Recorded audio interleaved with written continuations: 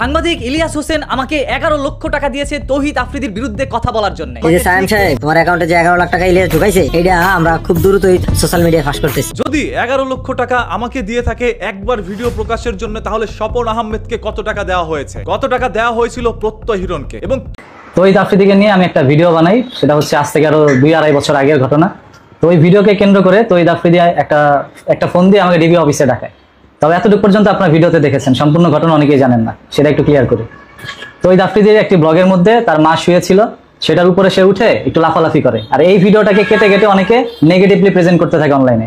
তো যেহেতু তৌহিদ আফ্রিদিকে আমি পছন্দ করতাম আগে থেকে, সেহেতু আমি তাকে নিয়ে একটা ভিডিও বানাই এবং আমার ভিডিওর মধ্যে আমি বলি যে তৌহিদ আফ্রিদিকে নিয়ে আপনারা যখন নেগেটিভলি ছড়াচ্ছেন, এটা আসলে আপনারা করেন না, কারণ সন্তান কিন্তু সবসময় মায়ের কাছে ছোটই থাকে, সন্তান কখনো বড় হয় না।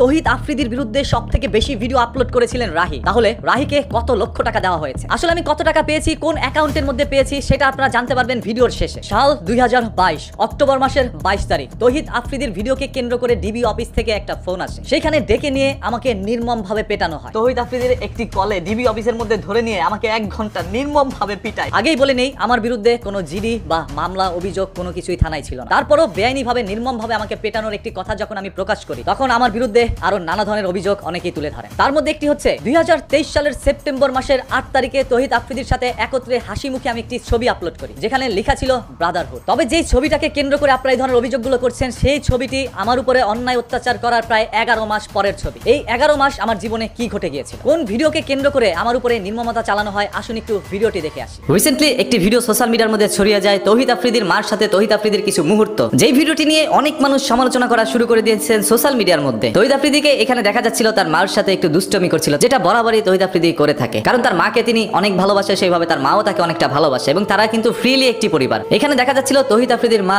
শুয়ে আছে, ঘুমিয়ে আছে, সেই অবস্থায় তৌহিদ আফ্রিদি তার মাকে ঘুম ভাঙানোর জন্য যায়, তার মার উপরে বসে তারপর তৌহিদ আফ্রিদি বলছিল আম্মু ঘুম থেকে ওঠো। এমন একটি মুহূর্ত সোশ্যাল মিডিয়ার মধ্যে পুরোপুরি ভাবে ছড়িয়ে যায় এবং মানুষ সেটাকে নিয়ে সমালোচনা করা শুরু করে, মানুষ সেটা নিয়ে প্রতিবাদ করা শুরু করে। আসলে কি কোনো ছেলে তার মার সাথে এতটা গভীর সম্পর্কে যেতে পারে কিনা, সেটা এখন পর্যন্ত অনেক মানুষের মনে একটি প্রশ্ন ঘুরপাক খাচ্ছিল। সবাই বলছিলেন আমাদের ধর্মে স্পষ্টভাবে উল্লেখ করা রয়েছে ছেলের বয়স যখন 10 থেকে 11 হবে, তখন মার সাথে এত ঘনিষ্ঠ সম্পর্কে দুষ্টামি করতে পারবে না। 10-11 বছরের পর মার সাথে বিছানায় শুতে পারবে না তার ছেলে। সেখানে তৌহিদ আফ্রিদি এত বড় হওয়ার পরও তার মার সাথে এরকম একটি দৃশ্য কেউই মেনে নিতে পারছিল না। আপনারা হয়তো অনেকেই ভুলে গিয়েছেন, মার কাছে তার সন্তান সবসময় ওই ছোটই থাকে। আসলে মার সাথে ছেলেদের সম্পর্ক ভালো থাকাটাই প্রয়োজন, তবে এইটা কতটুকু গভীরে চলে গিয়েছে সেটা আমার বোধগম্য নয়। আপনাদের কাছে কি মনে হচ্ছে আপনারা একটু কমেন্ট করে জানান। এখানে অনেক বড় ভাইরাও ভিডিওটা দেখতে পারেন, বড় আপুরাও ভিডিওটা দেখতে পারেন, আপনারা আপনাদের মূল্যবান মতামতটি জানাবেন। আসলে কি তৌহিদ আফ্রিদি কোনো ভুল করেছে, নাকি যা করছিল এটাই স্বাভাবিক? তবে আমি এতটুকু জানি তৌহিদ আফ্রিদি ব্যক্তিগতভাবে অনেক ভালো একটি ছেলে, প্রতিনিয়ত অসহায় মানুষের জন্য তৌহিদ আফ্রিদি কাজ করে যাচ্ছে। সোশ্যাল মিডিয়াতে তার অনেক কন্টেন্ট ক্রিয়েটর আছে, তাদেরকে তো এইভাবে দেখা যায় না যেভাবে তৌহিদ আফ্রিদি বরাবরই মানুষের জন্য কাজ করে যায়। যাই হোক, একটি ছেলেকে নিয়ে এইভাবে বাজে মন্তব্য না করলেও আমরা পারি, তার মার সাথেই তো তিনি একটু মজা করেছে,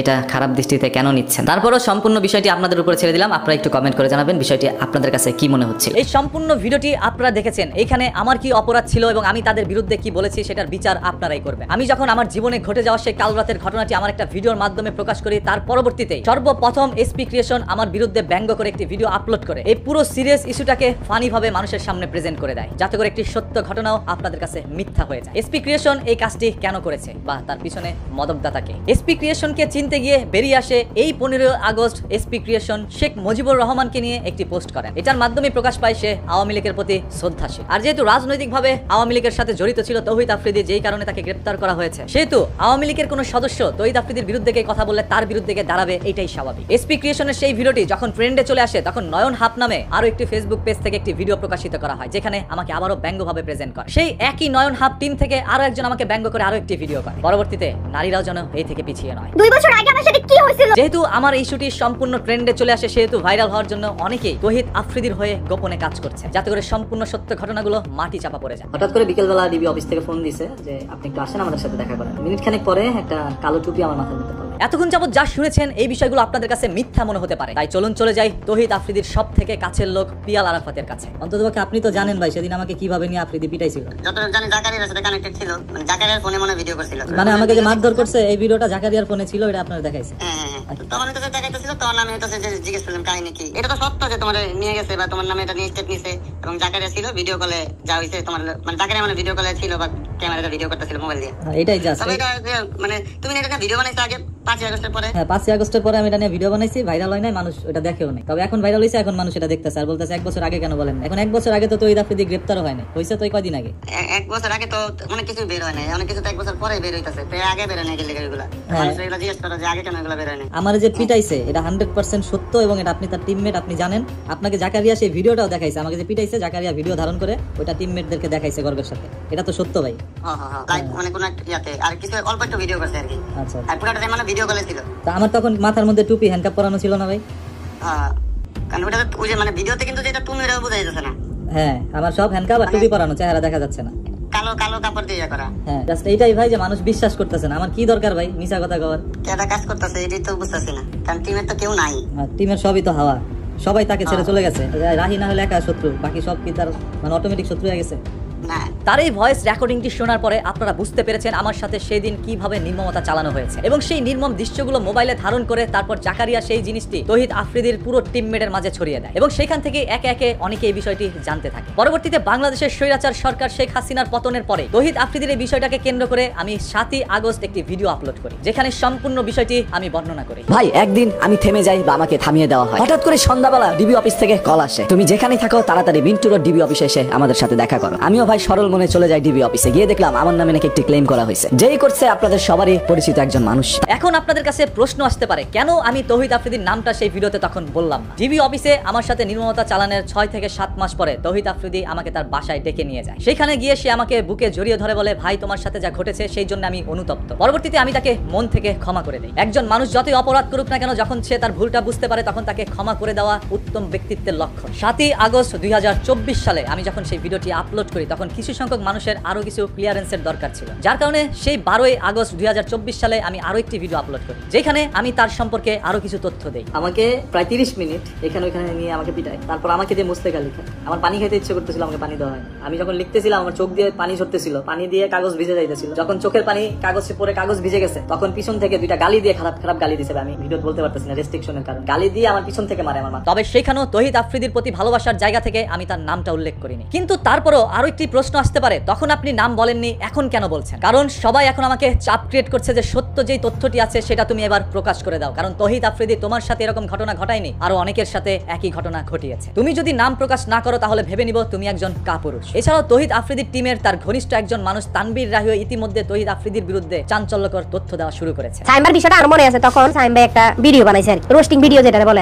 পরে আমি সাইম ভাইরে ফোন দিছিলাম, ওই আফ্রিদি ভাই আমার কাছে ভিডিওটা পাঠাইছে এই ঘটনা, যে সাইম ভাইরে নাকি ডিবিতে নিয়ে মারছে বা কি করছে, ভাইয়া হুদাই এগুলা করে। যার কারণে আমি একটি ভিডিওর মাধ্যমে এবার তহিদ আফ্রিদির নাম সহ সম্পূর্ণ বিষয়টি আপনাদের সামনে উল্লেখ করি। তহিদ আফ্রিদির একটি কলে ডিবি অফিসের মধ্যে ধরে নিয়ে আমাকে 1 ঘন্টা নির্মম ভাবে পিটায় এবং সেদিন আমি ভিতর থেকে মরে যাই। এর পরবর্তীতে সে আমার উপকারও করতে চেয়েছে, এটাও আমি ওই ভিডিওর মধ্যে বলি। এরপরে তহিদ আফ্রিদির সাথে মাঝে মাঝে আমার কথা হইতো, সে আমাকে সবসময় বলতো যে তোমার কোনো বিপদ, তুমি কি কোনো কষ্টে আসছো, তোমার কি টাকা পয়সার দরকার, মানে কি প্রবলেম তোমার, তুমি আমাকে বলো, আমি তোমাকে সাহায্য করতে চাই। এখন অনেকেই বলতে পারেন আপনি যেহেতু সত্য কথা বলেছেন তাহলে কেন তার বিরুদ্ধে কোনো ধরনের পদক্ষেপ নিচ্ছেন না? কারণ আমার কাছে সেই দিন মনে হয়েছিল তহিদ আফ্রিদি মন থেকে অনুতপ্ত। চিন্তা করলাম যেহেতু ছেলেটা অনুতপ্ত সেহেতু মন থেকে আমি তাকে ক্ষমা করে দিই। হ্যাঁ আমি তাকে আমার মন থেকে সেদিনই ক্ষমা করে দিচ্ছি, কারণ তহিদ আফ্রিদির একটি ফোন কলে যদি ডিবি অফিসে নিয়ে আমাকে নির্মমভাবে পেটাতে পারে, সেই লোকটি চাইলে আমাকে বারবার পেটাতে পারে। আর সে যখন আমাকে বুকে টেনে নিয়েছিল তখন আমি ভেবেছিলাম বাংলাদেশের এত বড় একজন কন্টেন্ট ক্রিয়েটর ধনির দুলাল যখন আমাকে তার বুকে টেনে নেয় তার মানে সে আসলেই অনুতপ্ত, যার কারণে আমিও তার ক্ষতি চাই নাই, সেও কখন আমার ক্ষতি চায়নি। তহিদ আফ্রিদি সবসময় ভালো কথা শুনতে পছন্দ করে, ওনাকে নিয়ে যে খারাপ কথা শুনে তাহলে তার পরিণতি হবে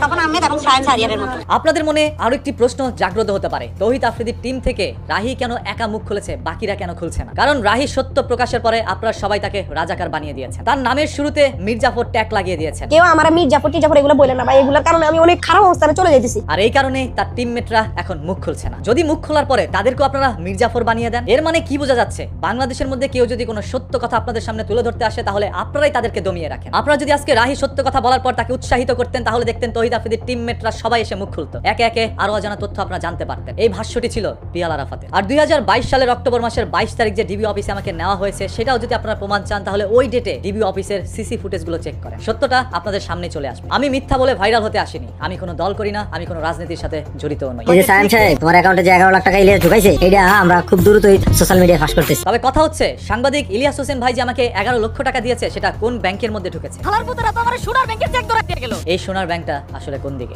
এই ব্যাংকটা আমি চিনি, তাহলে যদি সোনার ব্যাংকের অবস্থান আমরা খুঁজে না পাই তাহলে আমরা ধরে নিব এই সম্পূর্ণ কারসাজি এবং চক্রান্তটি কোনো একজন মানুষের মাধ্যমেই হচ্ছে। কারা এই সত্যটাকে থামাচাপা দেওয়ার জন্য সোশ্যাল মিডিয়ার মধ্যে কাজ করছে, যথাসম্ভব দ্রুত তাদেরকে চিহ্নিত করুন, তাহলে অজানা তথ্য আপনাদের সামনে বেরিয়ে আসবে। এর চাইতেও চাঞ্চল্যকর তথ্য আপনারা পরবর্তী ভিডিওতে জানতে পারবেন। ভাই এটাও সত্য যে কাহিনী হইছে, কাহিনীর পরে মাপটাপ চাইছে, তুমি মাপটাপ করে দেয়া লাগে, আপটাও দিছো। ইন্টারভিউ আমার ভালো নাই তো ইয়া কাছে তোর সমস্যা ভাই লম্বা লম্বা কথা বলতো ভাইয়া 2-6 মাস যে হান্দাল তারপর দুনিয়াটা কি জানি তোর বুঝতা। কেমন আছেন?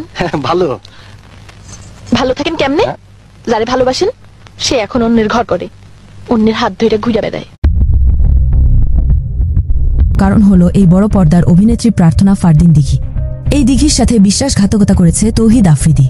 তাই আজ এই আফ্রিদির করুণ অবস্থা হয়েছে বলে তৌহিদ আফ্রিদির ভক্তরা মনে করেন। শুধু তাই নয়, টাকার কাছে যেমন ভালোবাসা হেরে যায়, এই মাই টিভির চেয়ারম্যানের একমাত্র পুত্র সন্তান তৌহিদ আফ্রিদি এই দিঘির মজা লুটে নিয়ে তাকেও ছেড়ে দিয়েছে বলে মনে করেন তাদের ভক্তরা। একটা সময় এই আফ্রিদি ও দিঘির মধ্যে যে প্রেমের সম্পর্ক ছিল তা আর বুঝতে বাকি ছিল না তাদের ভক্তদের মাঝে। সেই আফ্রিদি বিভিন্ন সময়ে বিভিন্ন ঘাটের পানি খেয়ে টাকার অহংকার দেখিয়ে প্রতিটা মেয়ের জীবন নষ্ট করেছে আফ্রিদি। আফ্রিদি শুধু টাকার নেশায় আসক্ত ছিল না, তার ছিল মেয়ের নেশা। কেননা আফ্রিদি গ্রেফতার হওয়ার পরেই একের পর এক ভুক্তভোগী নারীরা একের পর এক এই আফ্রিদিকে নিয়ে মুখ খুলছে। আমি সোশ্যাল মিডিয়াতে বিভিন্ন রকমের কন্টেন্ট বানিয়ে থাকি। তো ওই ব্যক্তিদের সাথে আমার একটা বন্ধুর মাধ্যমে যোগাযোগ হয়। তো ও আমাকে বিভিন্ন রকমের সহায়তার হেল্পের দেখায়, যে আমাকে আশ্বাস দেয় যে আমাকে কন্টেন্ট ক্রিয়েট করতেও আমাকে হেল্প করবে।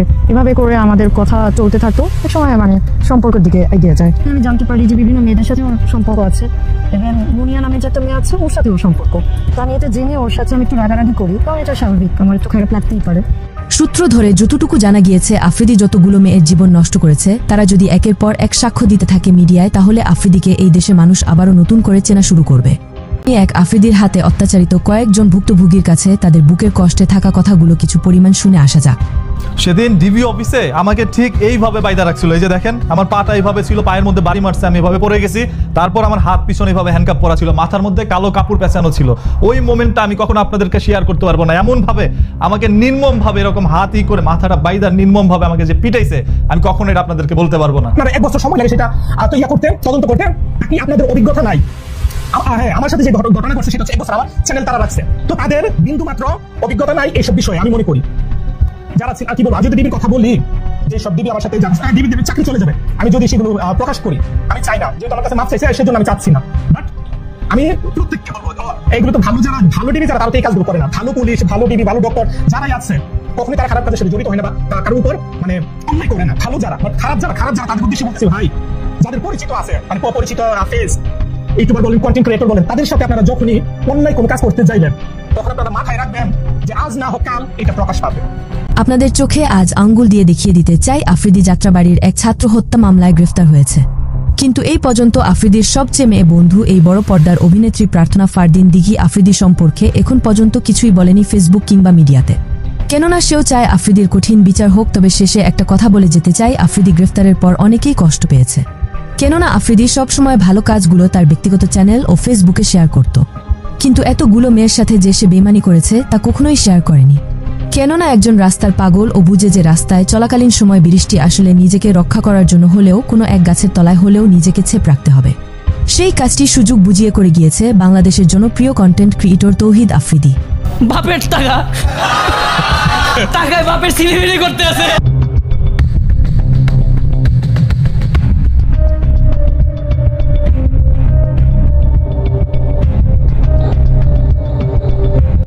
আপনি আরো শুনে অবাক হবেন যে এই আফ্রিদির বর্তমান স্ত্রী রাইচা সেও একটা সময় অন্যের গার্লফ্রেন্ড ছিল, তাকেও ব্যক্তিগতভাবে আক্রমণ করেছে তৌহিদ আফ্রিদি। একটা সময় ক্ষমতার দাপটে সেই মেয়েকে ফাঁদে ফেলে বিয়ে করেছেন আফ্রিদি, এমন অভিযোগ তুলেন এই আফ্রিদির বর্তমান স্ত্রী রাইসার আগের বয়ফ্রেন্ড। এখানেই শেষ নয়, বর্তমান স্ত্রী রিসাকে নিয়েও চমকপ্রদ তথ্য প্রকাশ করেছেন সাংবাদিক ইলিয়াস। রিসার সাথে বিয়ের আগে রিসার একজন বয়ফ্রেন্ড ছিল, কিন্তু আফ্রিদি নিজের প্রভাব খাটিয়ে ডিবির ভয় দেখিয়ে সেই প্রেমিককে সরিয়ে দেন। এরপর জোর করে রিসাকে বিয়ে করেন তিনি। রিসাকে ও বিয়ে করার কারণ হলো একটা ট্র্যাপে পড়ে গেছে রিসা, কারণ তৌহিদ আফ্রিদির চরিত্র তো খুব ভালো ছিল না। এই তৌহিদ আফ্রিদি কি পারুক বা না পারুক, একটা জিনিস খুব ভালোভাবেই পারে, সেটা হলো সুযোগ কাজে লাগিয়ে অন্য মেয়েদের গোপন ভিডিও ধারণ করে। তাকে নিজের বিছানা পর্যন্ত নিয়ে আসা ছিল আফ্রিদির নেশা, যা এই ভুক্তভোগী নারী প্রকাশ্যে বলেন। যে বিভিন্ন মেয়েদের সাথে ওর সম্পর্ক আছে, এবং মুনিয়া নামে যে একটা মেয়ে আছে ওর সাথে ওর সম্পর্ক, মানে ইনডিরেক্টলি ও আমাকে ভোটটার হুমকি দেয়।